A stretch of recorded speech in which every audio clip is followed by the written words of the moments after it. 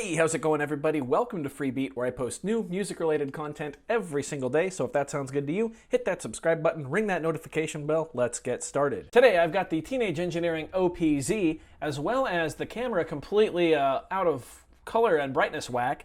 I don't know camera stuff, sorry. But the reason it is like that is because I've got an iPad right here with the OPZ app loaded up. My girlfriend got this iPad to help her with her design work, and she was gracious enough to let me download the app and use this today for a video. So thank you to her. But the OPZ app is really, really neat. You guys know that the OPZ does not have a screen. Well, with the app, all of a sudden, you now have a screen, and the app is available on iOS as well as on Android. I usually use it on my Android phone, but I figured that the iPad would look a little better on camera. Didn't realize it was going to throw off everything, brightness, and like I say a million times, I'm just a drummer, so I don't know how cameras work. But yeah, I figured I'd show off several things that I use the screen for. I am a huge fan of using the OPZ by itself with no screen. I think it really promotes your workflow and can really keep you focused. And once you memorize the basics, it's not that hard. And you can really fly on these things, as I'm sure you've seen people do here on YouTube. However, there are a few things that the app does really, really well, and things that I will almost always use the app for just because I am still learning. The first of these things is controlling the LFO. Now, there are a lot of different options for the LFO. Let's go to the chord track here, pull up the electric piano sound, and I'll show you guys just some of the stuff you can dial in really fast with the LFO. Now, there is a touchpad here that allows you to control different parameters, which is really cool. However, I still like to use the wheels. So let's go ahead and change our destination here of our LFO to vibrato. We're going to change our wave shape. We're going to spin the dial all the way to the end to once. We are going to bring the rate up into the freestanding mode here. Going to be at about 60. And then we're going to bring the depth down to -50. We can bring the rate down just a little. And now you guys can hear it's got that really nice scoop into it. We can actually go to the envelope and take a little attack off. Now you can really hear it.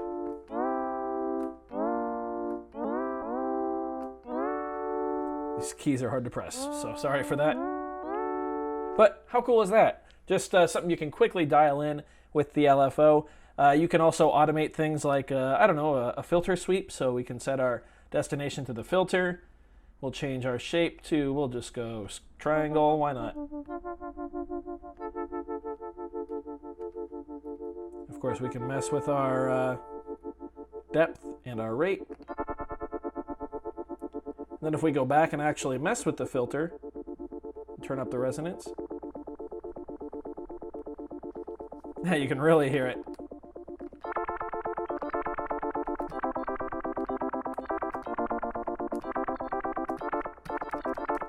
I wish there were two LFOs on here so bad, but alas, there's only one.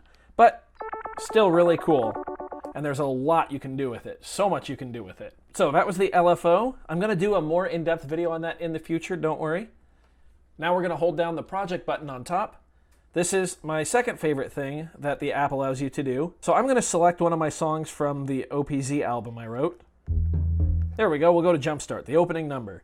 So if I were to normally chain patterns, I would hold project, press play, and then I'd chain all these patterns together.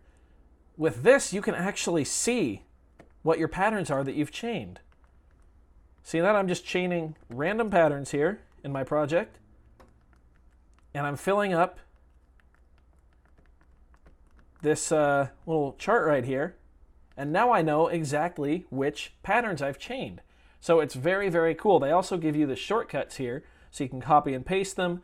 You can save a song sequence, which is really cool. That's how I recorded my album.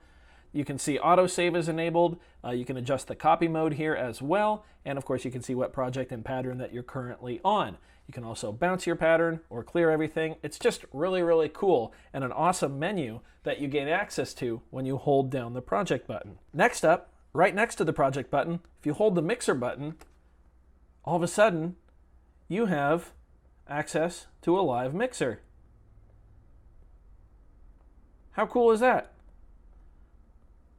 It's a little harder to use on the phone. This is really nice. The best part is you can adjust 2 at the same time, or 3 if you want. It's an iPad, it's multi-touch. And you can see all of your tracks there. You can mute and unmute them as well. Not to mention, see the 4 dials right there? You can change the group volume as well.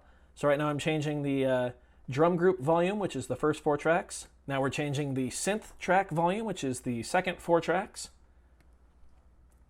Not to mention, you can change the punch, as well as the master volume. I'm not going to save any of those changes because that was really bad. Don't worry, the album's already out, so I didn't ruin anything there. All right, now the final thing I'm going to show you guys in this video is on either effects track, so either Effect 1 or Effect 2.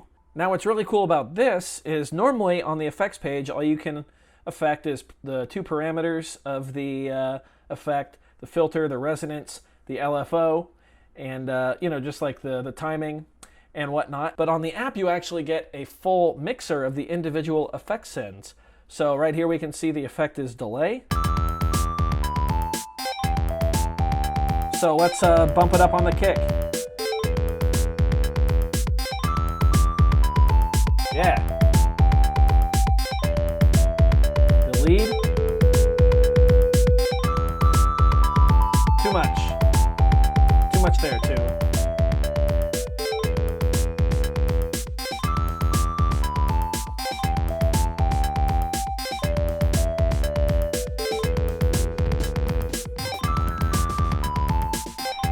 We changed the timing with the numbered keys down here. Let's go to Effect 2. Some reverb. Give it to the bass.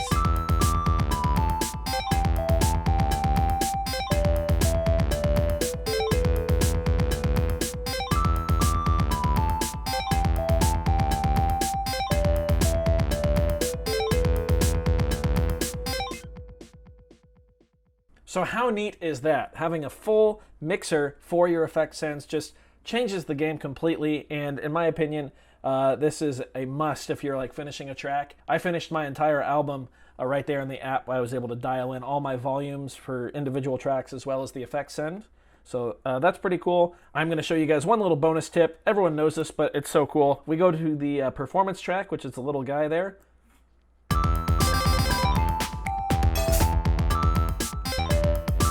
We play some punch-in effects, and it actually shows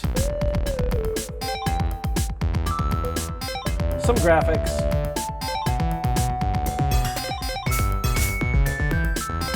And of course, these all depend on which buttons you're holding down. There we go. So, I hope you guys learned something from this video. If not, hopefully it was fun to watch me bumble around with the app. It's my first time using that on the iPad. But yeah, sorry the lighting was kind of off in this one, but I just wanted to show you guys some of my favorite ways to use the app. I'm sure there's a lot more that the app can do that the device can't do by itself. Again, I'm a huge advocate of learning the device without the app. But there is no denying the fact that the app can do some pretty cool stuff. So like I said, if I did miss something that the app can do that the OPZ can't, leave it in a comment down below. If you learned something, if you had fun watching this video, go ahead and leave a like on it. If not, you can leave a dislike. That's okay too. Doesn't hurt my feelings, just makes me try that much harder next time. There we go. Either way, be sure to hit that subscribe button, ring that notification bell. Thanks so much for being here. Thanks for watching. We'll see you next time. Bye.